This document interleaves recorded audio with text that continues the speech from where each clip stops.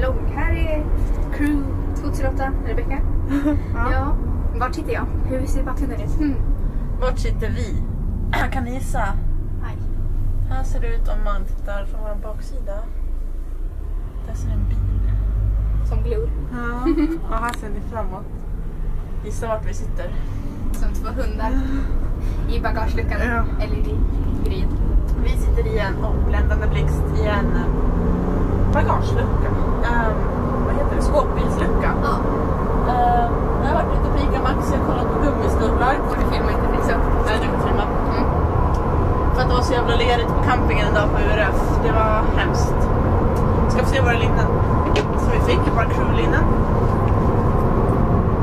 Här ser det ut ifrån. Så skitsnygga. Så här ser det. Ja. Syns det? Jaha. Aj, jag satte mig på dörrsidan. Ja, det kommer vara jättedålig bloggning de här dagarna.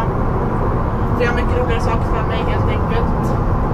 Även om bloggning är kul. Men i alla fall. Då vet ni, ja just nu, vi har fått såna här armband också.